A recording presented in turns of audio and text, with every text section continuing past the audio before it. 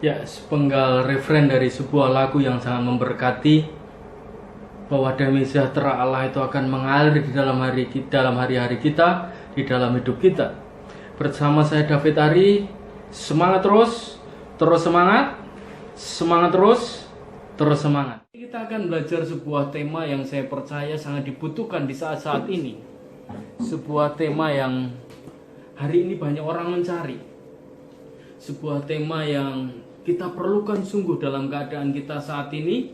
Hari ini kita masih ada di dalam satu situasi di mana sebuah pandemi penyakit sedang melanda seluruh dunia. Tapi apapun itu yang terjadi, Bapak Ibu yang dikasih oleh Tuhan, saya percaya Tuhan punya rencana yang terbaik bagi hidup Anda dan bagi saya. Nah, hari ini tema yang ingin saya bagikan adalah damai sejahtera. Mari Bapak Ibu Saudara sama-sama di tempat mana engkau berada katakan damai sejahtera. Kenapa? Hari ini banyak orang butuh damai. Orang mau bekerja butuh damai. Orang mau beribadah butuh damai. Orang mau pergi keluar saja dengan situasi seperti saat ini butuh kedamaian, butuh keyakinan di dalam dirinya bahwa aman nanti semuanya. Nah, Bapak Ibu Saudara, kita lihat sebentar di dalam kitab Yohanes pasal yang ke-14 ayat 27. Mari kita lihat Yohanes pasal yang ke-14 ayat 27. Ini adalah perkataan Tuhan Yesus, dan Tuhan Yesus berkata seperti ini. Damai sejahtera aku tinggalkan kepadamu. Bagimu, damai sejahtera-Ku kuberikan kepadamu. Dan apa yang kuberikan tidak seperti yang diberikan oleh dunia kepadamu. Karena itu janganlah gelisah dan gentar hatimu. Sekali lagi saya mau baca. Damai sejahtera aku tinggalkan bagimu. Damai sejahtera aku kuberikan kepadamu. Dan apa yang kuberikan tidak seperti yang diberikan oleh dunia kepadamu. Jangan gelisah dan gentar hatimu. Katakan amin. Yang berbahagia adalah mereka yang mendengar firman dan tentu saja yang mengerjakannya. Bapak Ibu saya dikasih oleh Tuhan. Perhatikan, Yesus berkata begini. Waktu dia pergi, dia berkata, damai sejahtera akan kuberikan kepadamu. Damai sejahtera aku tinggalkan kepadamu. Lalu Yesus berkata begini, apa yang kuberikan tidak sama dengan apa yang dunia berikan. Artinya, dunia juga berusaha memberikan damai sejahtera kepada kita. Dunia berusaha memberikan damai kepada semua manusia. Tapi saya mau beritahu Bapak Ibu Saudara bahwa damai sejahtera yang diberikan oleh dunia itu tidak sama seperti yang diberikan oleh Tuhan kita Yesus Kristus. Yang percaya berkata amin. Yesus bilang, damai sejahtera yang kuberikan kepadamu tidak sama dengan apa yang diberikan oleh dunia. Mengapa tidak sama? Perhatikan sebentar. Seperti apa sih damai sejahtera yang diberikan oleh dunia? Bapak Ibu saya perhatikan, dunia ini berusaha memberikan damai sejahtera dengan sesuatu yang bersifat fana, dengan sesuatu yang bersifat sementara, dengan sesuatu yang tidak kekal. Kalau Yesus itu kekekalan yang diberikan, damai sejahtera pun sampai selama-lamanya. Nah, damai sejahtera yang diberikan oleh dunia itu tergantung situasi dan kondisi, tergantung keadaan yang terjadi, tergantung apa yang ada di dalam kehidupan. Sebagai contoh, damai sejahtera yang dunia bisa berikan, misalnya dengan punya uang yang banyak maka kita damai sejahtera. Tapi perhatikan, uang bisa habis, uang bisa lenyap, uang bisa berkurang kalau kita pakai seperti saat ini. Contoh ya, pandemi corona hari ini melanda seluruh dunia. Semua orang nggak peduli uangnya banyak, tidak peduli dalam kondisi menengah ataupun bahkan orang-orang kaum marginal yang bekerja di jalanan dan sebagainya, semua mengalami hal yang sama. Artinya uang itu tidak kekal. Damai sejahtera yang diberikan oleh dunia itu tergantung situasi dan kondisi. Misalnya juga hidup tanpa masalah. Orang berpikir bahwa dengan tidak ada masalah maka kita mengalami damai sejahtera. Faktanya, realitanya semua manusia memiliki masalah. Orang-orang public figure atau siapapun itu yang berusaha tenar dan semuanya, ternyata ketenaran tidak membuat mereka damai dan sejahtera. Coba Anda lihat saja di dalam berita-berita di media infotainment yang ada di TV. Ada orang-orang yang memiliki segala sesuatu, ketenaran, kekayaan, keuangan yang banyak, disanjung banyak orang. Toh di dalam hidupnya mereka tidak mengalami damai sejahtera. Buktinya apa? Mereka terjebak di dalam narkoba. Mereka bahkan ada yang sampai bunuh diri. Artinya begini Bapak Ibu, damai sejahtera yang diberikan oleh dunia tidak bisa sama dengan apa yang Tuhan berikan karena tergantung situasi yang terjadi di dalam sekeliling. Nah, damai sejahtera yang diberikan oleh dunia itu akan segera berlalu. Contoh yang kita lihat di dalam 1 Yohanes 2:17. 1 Yohanes 2:17 firman Tuhan berkata begini, "Dan dunia ini sedang lenyap dengan keinginannya, tetapi orang yang melakukan kehendak Allah tetap hidup selama-lamanya." Dunia ini sedang lenyap dengan keinginannya. Dunia saja lenyap. Artinya berarti kalau dunia saja lenyap, apalagi damai sejahtera yang diberikan oleh dunia itu juga akan ikut lenyap bersama dunia yang lenyap. Tapi perhatikan di bagian kedua di 1 Yohanes 2:17 ini, orang yang melakukan kehendak Allah akan tetap hidup untuk selama-lamanya. Bapak Ibu yang dikasih oleh Tuhan, percayalah dan mari berkata amin bahwa kalau Anda melakukan kehendak Allah, saya melakukan kehendak Allah, maka damai sejahtera itu akan sampai selama-lamanya. Katakan amin. Nah, damai sejahtera sejati itu hanya akan kita alami, akan kita nikmati, akan kita rasakan pada saat kita melakukan kehendak Allah, karena kita sudah mengalami hubungan yang baik dengan Tuhan. Artinya begini, hanya orang yang sudah mengalami hubungan yang baik dengan Tuhan yang akan mengalami damai sejahtera yang sejati. Hanya orang yang sudah mengalami Tuhan secara nyata di dalam hidupnya yang akan mengalami damai sejahtera yang sejati yang dari Tuhan. Ada atau tidaknya damai sejahtera kita tergantung dari kedekatan kita kepada Tuhan.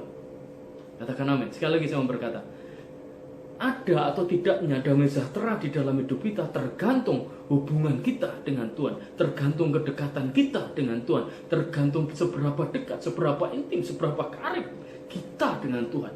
Bapak Ibu yang dikasihi oleh Tuhan, percayalah bahwa ini adalah saat-saat revival. Ini adalah saat-saat di mana Tuhan akan menyatakan kehendaknya kepada Anda dan kepada saya. Di tengah situasi yang tidak mungkin ini, Allah akan melakukan sesuatu yang tidak mungkin bagi kita, yaitu damai sejahtera yang dicurahkan berlimpah-limpah. Nah, bagaimana caranya kita mengalami damai sejahtera yang sejati? Bagaimana kita bisa mengalami seperti yang Yesus janjikan, damai sejahtera itu kutinggalkan kepadamu, damai sejahtera ku berikan kepadamu, dan itu tidak sama dengan yang dunia berikan. Kita akan belajar beberapa ayat yang ditulis oleh Rasul Paulus, dan kita akan belajar beberapa hal bagaimana supaya kita mengalami damai dan sejahtera. Bapak Ibu sekalian dikasih oleh Tuhan, mari kita lihat di dalam Filipi pasal yang keempat, ayat yang kelima. Filipi pasal yang keempat, ayat yang kelima sampai ayat yang ke-9. Firman. Mari kita lihat Filipi pasal 4 ayat yang kelima sampai ayat yang ke-9. Saya akan bacakan bagi Bapak Ibu saudara sekalian. Firman Tuhan, hendaklah kebaikan hatimu diketahui semua orang. Tuhan sudah dekat. Janganlah hendaknya kamu khawatir tentang apapun juga, tetapi nyatakanlah dalam segala hal keinginanmu kepada Allah dalam doa dan permohonan dengan ucapan syukur.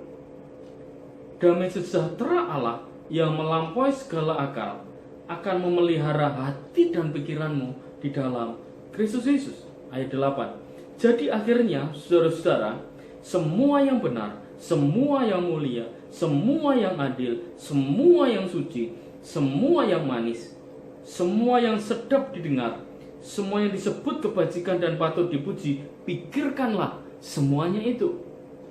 Ayat 9. Dan apa yang telah kamu pelajari, dan apa yang telah kamu terima, dan apa yang telah kamu dengar, dan apa yang telah kamu lihat padaku, lakukanlah itu. Maka Allah sumber damai sejahtera akan menyertai kamu dalam nama Yesus. Amin. Perhatikan Bapak Ibu Saudara, dari perikop ini saya belajar tentang beberapa hal yang bisa kita pelajari supaya kita bisa mengalami damai sejahtera sejati yang dari Tuhan. Kalau kita mengalami damai sejahtera, maka kita akan berbagi damai sejahtera. Kalau anak-anak Tuhan, semua gereja Tuhan mengalami damai sejahtera, maka itu akan terimpartasi, semua akan mempengaruhi sekeliling lingkungan kita. Bapak Ibu Saudara, yang pertama, bagaimana kita bisa mengalami damai sejahtera sejati? Ayat yang kelima, ayat firman Tuhan berkata begini. Hendaklah kebaikan hatimu diketahui oleh semua orang. Pertama, nyatakanlah kebaikan hati kita kepada semua orang, supaya nama Tuhan dimuliakan. Kitab Matius pernah mencatat bahwa semua orang akan memuliakan Bapa di surga begitu melihat perbuatan kita yang baik. Yang pertama, nyatakan kebaikan hati kita dalam sebuah tindakan nyata. Misalnya, memberi bagi orang lain, berbagi dan mengasihi orang lain, menjadi berkat bagi orang lain dengan apa yang kita miliki, dengan apa yang kita punya. Beberapa waktu yang lalu di gereja kami, tempat kami, ada orang yang memberkati kami dengan sejumlah uang. Lalu kami berpikir bahwa uang itu bukan buat kami, tapi uang itu untuk orang-orang yang memerlukan. Kami membelanjakan uang yang diberikan kepada kami, lalu kami bagikan kepada orang dalam bentuk sembako, dan rupanya itu sangat memberkati banyak orang. Dan saya percaya hal-hal seperti itu nanti yang akan membuat orang bisa melihat bahwa kita anak-anak Tuhan adalah orang-orang yang peduli, orang-orang yang baik, orang-orang yang bisa berinteraksi dengan orang lain, berbagi dan menyatakan kasih Tuhan. Gereja Tuhan tidak boleh diam saja. Gereja Tuhan tidak boleh ada di dalam sebuah kotak yang dibatasi oleh tembok, tetapi harus keluar dan menyatakan kebaikan kepada banyak orang. Tujuannya untuk kemuliaan nama Tuhan. Yang kedua, firman Tuhan berkata, janganlah kamu khawatir. Nyatakanlah semua dalam doa, permohonan, dan ucapan syukur. Bapak Ibu, setiap kita punya masalah. Setiap manusia punya masalah. Tapi hanya orang-orang yang tidak memiliki kekhawatiran di dalam dirinya yang akan mengalami damai sejahtera yang Allah berikan. Hanya orang-orang yang tidak khawatir yang akan mengalami pertolongan dan mujizat Tuhan di dalam dirinya. Keputusan untuk khawatir atau tidak itu ada di tangan kita. Tergantung Anda mau khawatir atau mau percaya. Kan tadi saya bilang damai sejahtera itu akan dialami oleh mereka yang memiliki hubungan yang baik dengan Tuhan. Kalau kita punya hubungan yang baik dengan Tuhan, maka kita tidak akan khawatir. Mari kita lihat Kolose pasal yang ketiga, ayat yang ke-15. Bapak Ibu Saudara, Kolose 3 ayat 15. Saya akan bacakan versi Alkitab bahasa Indonesia masa kini supaya kita bisa belajar sisi yang lain dari ayat ini. Kolose 3:15 dari bahasa Indonesia masa kini. Hendaklah keputusan-keputusanmu ditentukan oleh kedamaian yang diberikan oleh Kristus di dalam hatimu. Sebab Allah yang memanggil kalian untuk menjadi satu tubuh, supaya kalian hidup di dalam kedamaian dari Kristus itu. Hendaklah kalian berterima kasih. Perhatikan, hendaklah keputusan-keputusanmu ditentukan oleh kedamaian yang ada di dalam hatimu. Bapak Ibu saya dikasih oleh Tuhan, engkau harus memutuskan untuk engkau tidak khawatir. Tapi kenyataannya Pak, tidak mungkin. Kenyataannya Pak, masalah terjadi. Kenyataannya Pak, pergumulan saya belum selesai. Kenyataannya Pak, sakit saya belum sembuh. Anda jangan khawatir. Alkitab berkata Filipi 4 ayat yang ke-6, jangan kamu khawatir, jangan gelisah. Nyatakan itu dalam doa, permohonan, dan ucapan syukur.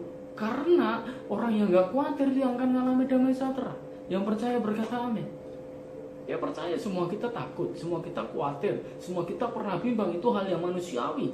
Tetapi kalau kita punya Tuhan, punya hubungan yang baik dengan Tuhan, kita nggak akan khawatir.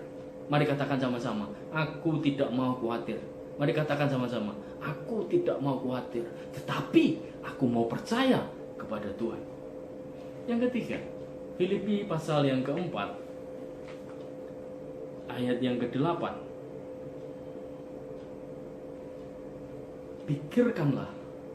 Pikirkanlah hal-hal yang baik. Yang baik, yang sedap didengar, yang mulia, yang adil, yang suci, yang manis, yang disebut kebajikan, yang patut dipuji. Pikirkanlah semuanya itu. Pikirkanlah hal-hal yang baik di dalam hidup kita. You are what you think. Engkau adalah seperti yang kau pikirkan. Kitab Amsal pasal yang ke-23 ayat 7 bagian yang A. Amsal 23 7 bagian A. Di dalam Indonesian Modern Bible, firman Tuhan berkata begini, sebab sebagaimana ia berpikir dalam hatinya, demikian jugalah ia. Saya ulang, sebab sebagaimana ia berpikir di dalam hatinya, demikian jugalah ia. Jadi seperti apa yang kau pikirkan, itulah dirimu. Seperti apa yang kau pikirkan di dalam hatimu, itulah yang terjadi di dalam diri kita. Karena itu, pikirkanlah hal yang baik, yang manis, yang sedap didengar. Pikirkanlah hal yang positif. Jangan berpikir yang negatif. Pak, ini gimana? Jangan-jangan nanti saya tertular kalau pergi kena corona, Pak. Jangan-jangan kalau saya melangkah ini nanti siapa yang cukupi? Percayalah, kita ada di dalam pengawasan Tuhan. Kita ada di dalam pemeliharaan Tuhan. Alkitab berkata waktu Yesus naik ke surga, aku menyertai kamu sampai kesudahan zaman. Immanuel, Allah menyertai kita. Immanuel, Allah beserta dengan kita. Yang percaya berkata amin. 1. Nyatakan kebaikan hatimu kepada semua orang. Jadi orang Kristen jangan pelit. Jadi orang Kristen jangan nahan-nahan. Apa yang kau punya itu dari Tuhan, salurkan lagi untuk kemuliaan Tuhan. Tabur untuk pekerjaan Tuhan. Tabur untuk orang-orang yang membutuhkan. Engkau nggak harus menunggu kaya, engkau nggak harus menunggu punya, engkau nggak harus punya segala sesuatu untuk engkau bisa berbagi bagi orang lain. Engkau bisa memulai dari apa yang ada padamu. Yang percaya katakan amin. Lakukan sesuatu, nyatakan kebaikan hatimu bagi semua orang. Yang kedua, perhatikan firman Tuhan. Jangan khawatir. Jangan khawatir. Katakan sekali lagi, jangan khawatir. Yang ketiga, firman Tuhan berkata, pikirkanlah hal-hal yang baik, pikirkanlah hal yang benar, pikirkanlah hal yang positif. Bagian terakhir yang keempat, Bapak Ibu Saudara, dari Filipi pasal 4 ini, ayat yang ke-9. Paulus berkata begini, ayat 9. Ya, dengarkan baik-baik. Apa yang kamu pelajari, apa yang kamu terima, apa yang kamu dengar daripadaku, lihat dariku, lakukanlah itu. Artinya begini, apa yang kulakukan, apa yang kukatakan, apa yang aku kerjakan, apa yang sudah aku perbuat, tirulah aku, teladanilah hidupku, teladanilah cara hidupku. Yang keempat, Bapak Ibu sudah perhatikan, milikilah hidup yang berpadanan dengan firman. Milikilah hidup yang berpadanan dengan firman, supaya hidup kita bisa menjadi teladan yang baik bagi orang lain, supaya hidup Anda dan hidup saya bisa jadi teladan bagi orang lain. Anda mungkin pernah mendengar sebuah kata bijak berkata begini, perbuatan itu lebih kuat berbicara daripada perkataan. Perbuatan itu lebih kuat berbicara daripada perkataan. Dalam konteks kepemimpinan, kalau seorang pemimpin punya keteladanan hidup dengan perbuatannya, dengan apa yang dia lakukan, dengan cara hidupnya, maka dia akan mempengaruhi lebih kuat daripada dia hanya menyuruh-nyuruh, dia hanya memerintah tanpa ada teladan hidup. Perbuatan akan lebih kuat berbicara daripada sekedar sebuah perintah perkataan. Bapak Ibu Saudara, anak-anak Tuhan, termasuk saya hari ini renungan buat saya bahwa keteladanan hidup kita ini lebih penting daripada hanya sekedar perkataan kita. Karena itu milikilah hidup yang berpadanan dengan firman Tuhan, supaya apa yang kita katakan sama dengan apa yang kita lakukan. Jangan hanya pintar berbicara tanpa pernah kita bisa melakukan kebenaran di hadapan Tuhan. Yang percaya berkata amin. Nah, bagian terakhir, setelah kita menjadi berkat buat orang, setelah kita nggak khawatir, setelah kita memikirkan hal yang baik, setelah kita memiliki teladan di dalam hidup kita, tentu saja teladan yang baik sesuai kebenaran firman. Filipi 4 bagian 9 yang B, firman Tuhan berkata seperti ini. Ini ayat yang terakhir Bapak Ibu Saudara. Maka Allah sumber damai sejahtera akan menyertai kamu. Maka Allah sumber damai sejahtera akan menyertai kamu. Maka itu akibat. Kalau kita memberi, kalau kita berbagi, kalau kita tidak khawatir, kalau kita memikirkan yang baik, kalau kita menjadi teladan, Allah damai sejahtera akan menyertai kamu. Puji Tuhan. Saya berdoa renungan ini bisa memberkati Anda. Mari mulai introspeksi. Sudahkah hidup saya berdampak buat orang? Apakah saya masih khawatir dan takut? Atau saya sudah percaya kepada Tuhan sepenuhnya dan meyakini bahwa Tuhan pasti mengerjakan sesuatu dalam keadaan apapun, Dia akan beri yang terbaik buat kita. Sudahkah kita memikirkan hal yang baik dengan saudara kita seiman, dengan tetangga kita, dengan lingkungan kita, bahkan dengan pemimpin bangsa ini, pemimpin kota ini? Sudah kita berpikir yang baik? Yang terakhir, ayo miliki hidup yang baik. Tindakanmu, tindakanku, tindakan kita lebih kuat berbicara daripada sekedar perkataan kita. Tuhan Yesus memberkati. Semangat terus, terus semangat. Haleluya.